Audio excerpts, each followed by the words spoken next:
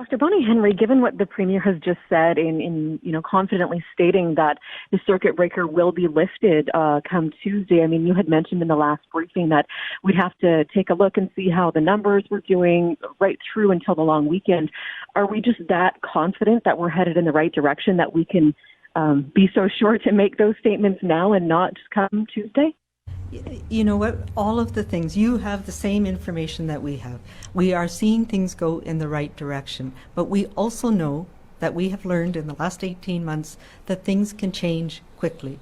And while we've talked about the future, nothing is going to be back to 100% on Tuesday. It's not going to be a light switch. It's going to be a dimmer switch. We know, and I presented this last week and again today with the vaccine effectiveness, it takes time. We know that more and more people in British Columbia are being immunized, and in 3 to 4 weeks, that protection will be maximal for a much greater proportion of our population. So those are the things that we need to think about now. We cannot waste all of the sacrifices that we have done in this last 6 weeks in this circuit breaker. Right now, we have put in a number of additional measures, and we need to follow things through this weekend, and we need to follow through into next week. And then we'll lay out the plan for what the future will hold. But it's not going to be everything at once.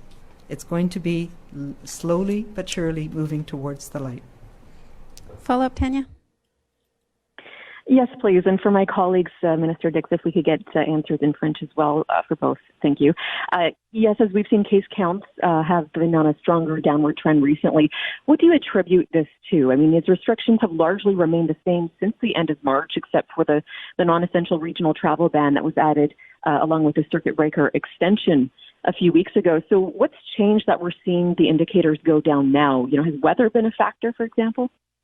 We think weather has something to do with it, and we've talked about that a little bit.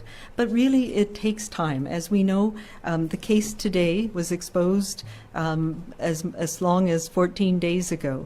We know that what we're dealing with today is what happened 2 to 3 weeks ago. So it takes that amount of time. Once we put in additional measures, we saw that cases continued to go up for some time. And now it also, we've seen incremental growth, we see incremental decay as well. Once you hit that certain point where people are taking the measures to stop transmission so that we're not having as many people exposed for everybody who's infected, then we start to see things go down quite quickly. And that's what we've been seeing finally in this last few weeks. So it really is a combination of fewer people being, more people being protected through immunization, but people taking seriously the measures that we have in place, not traveling as much, not exposing as many people. The workplace measures that we've heightened have meant that there's fewer transmissions in workplaces, fewer outbreaks in workplaces, fewer opportunities for things to transmit widely in indoor settings like gyms and sadly and unfortunately some restaurant and other indoor settings. So these are the things that have made a difference. They're not things that we can stop yet.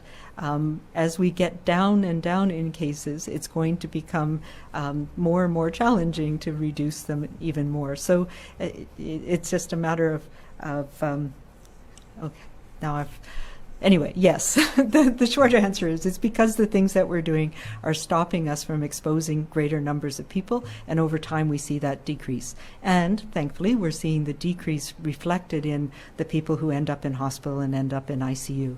And those take longer to go up and longer to come down. So we're not out of the woods completely yet. We still are not at the place, for example, when we can restart the surgeries that have been postponed. But that's where we need to get to. So we can't take advantage of the weather to let go of these important measures that we continue for this weekend.